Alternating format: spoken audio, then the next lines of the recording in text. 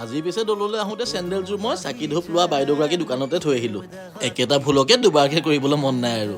সোমবাৰ যিহেতু দলত পিছে আজিও অসংখ্য মানুহ।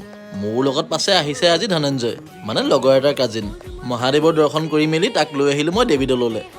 গোটেই দৌলকেইটা দৰ্শন কৰোৱাৰ পাছত ওলাই আহি পুখুৰী পাৰটো এক পাক ঘূৰাই দিলোঁ। এফালে পপিয়াতৰ আৰু মই আৰু এফালে ধনঞ্জয় আৰু ঠাকুৰ। বাৰু ভোকটো পুৰাবলৈ গোটেইকেইটা আমি পালোহি জাংফাই হোটেল। জাংফাইত মোৰ এটা কথাই ভাল লাগে, তাত প্ৰাইচখিনি ৰিজনেবল, মানে কম পইচাত ধুনীয়াকৈ পেটটো ভৰে। ইয়াতে পিছে আহি ভণ্টি এজনীকো লগ পালোঁ, মানে মোৰ ছাবস্ক্ৰাইবাৰ। দূৰৰ পৰাই মাত এষাৰ লগালোঁ আৰু। আমি পিছে চলে বতৰাকৈ ল'লোঁ। গাহৰি ভাতটো পাই পিছে দেই। বাৰু আজিলৈ গোটেইকেইটাক বিদায় দি ঘৰলৈ আহোঁতে ৰাস্তাতে পাই গ'লোঁ বাপ্পাক। সেৱা এটাকে কৰি মই বোলো গণপতি বাপ্পা মৰিয়া। ঘৰত পোৱাহি লগে লগে হাতত পৰিল মোৰ পাৰ্চেল এটা। পঠাইছিলে ষ্টেণ্ডাৰ্ড স্পাইচেছ চেণ্টাৰ ফালৰ পৰা। আচলতে তেওঁলোকে নতুন মছলা এজেঞ্চি এটা ষ্টাৰ্ট কৰিছে, নামটো হৈছে চিষ্টাৰ মছলা। মইনো মছলাখিনিৰে কি বনালোঁ আপোনালোকক ইয়াৰ পাছৰ ভিডিঅ'টোত কৈ আছোঁ।